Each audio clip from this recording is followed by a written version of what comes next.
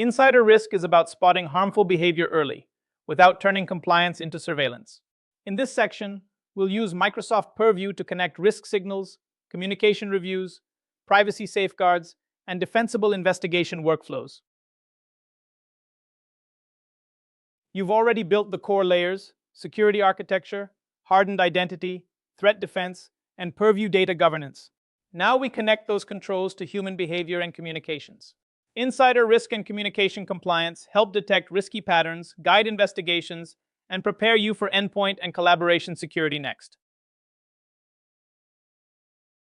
Not every security incident starts with an external attacker. Sometimes the risk comes from trusted users: a careless share, a policy bypass, a threatening message, or data theft. Purview helps connect those signals to privacy-aware review, escalation, and resolution. Insider risk management turns raw activity into a governed investigation workflow. It starts with policies: which users and groups are in scope, what activities matter, and what thresholds trigger review.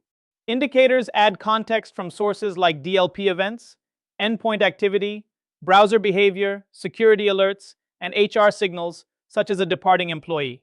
When conditions align, Purview creates an alert for triage. If the risk is credible, teams escalate it into a case, investigate with role-based access and approvals, document decisions, and close only when resolution criteria are met. Insider risk is rarely proven by one event. A large download may be normal during a finance close, and a policy override may be harmless in active collaboration. The model works by combining signal categories. Data movement shows where sensitive information may be leaving. Policy signals show when controls are being bypassed or misused. Behavioral context asks whether the activity fits the person's role, timing, and normal pattern. Security alerts add evidence of compromise or broader threat activity. When these signals converge, teams can prioritize review with more confidence and reduce false positives.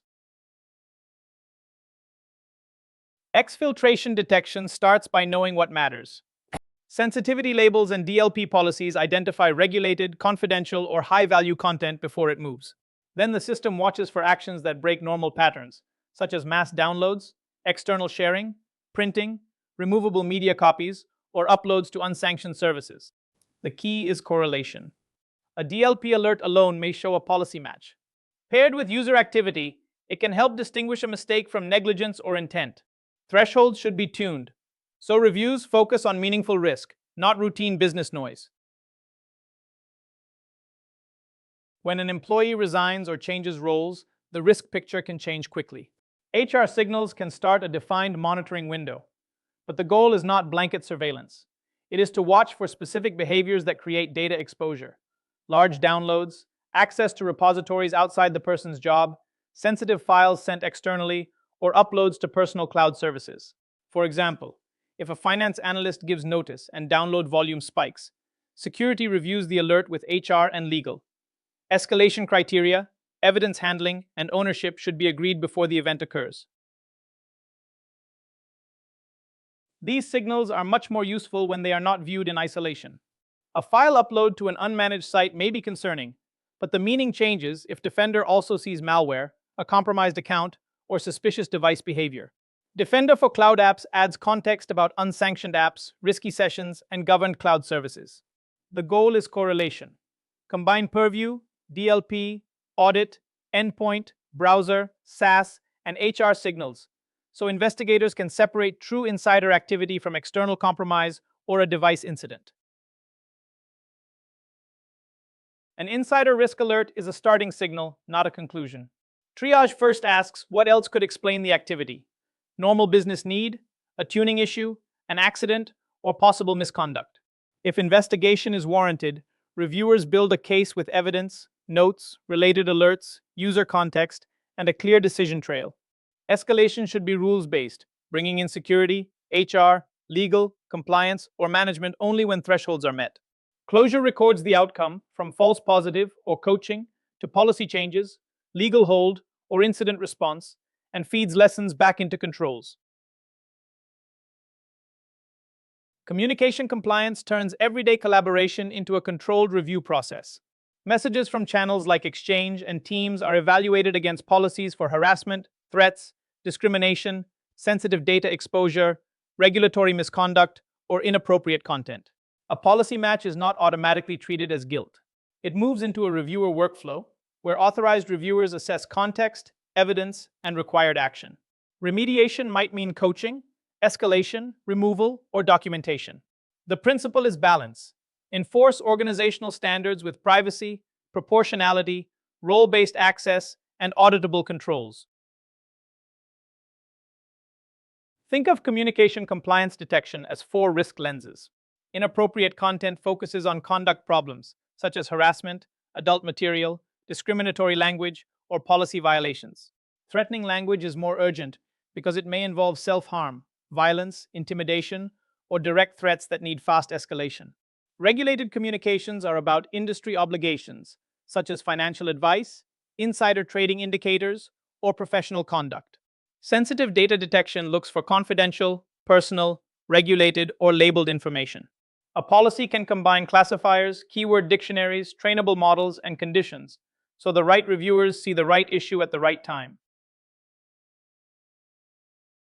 Detection is only the first step. Communication compliance is really about making a controlled, defensible decision. Reviewers validate the match against message context, policy details, severity, and prior patterns. From there, the outcome should be proportionate. Approve, flag for monitoring, or escalate. Remediation can range from notifying or coaching the user to manager involvement, HR, legal review, or closure. The key controls are queue tuning and documentation. Keep reviewers focused on the highest risk items and record why each decision was made. Privacy controls are not just legal safeguards, they are operating controls. The goal is to make sure no single person can see, decide, and act without oversight.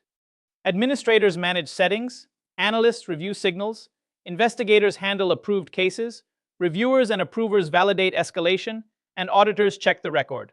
Early alerts should use pseudonyms wherever possible, so identity is not exposed before there is a justified need.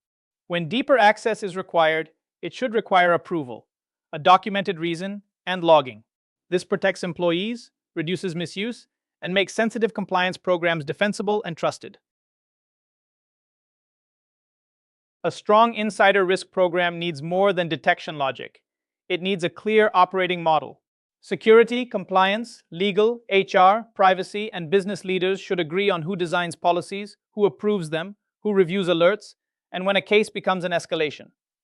Policies also need a life cycle. Test, deploy, tune, review, and retire when they no longer fit. Case handling must align with employment rules, legal requirements, works councils, and regional privacy laws. Finally, measure the system. Alert volume, false positives, triage time, escalation rate, tuning changes, and outcomes show whether governance is actually working. The key lesson is balance. Insider risk management helps detect signals like exfiltration, policy violations, risky activity, departing employees, and security alerts. Communication compliance turns sensitive or harmful messages into governed review workflows. But every action must protect privacy through roles, approvals, cases, legal or HR involvement, and audit trails. Next, we extend hardening to devices, apps, endpoints, and collaboration.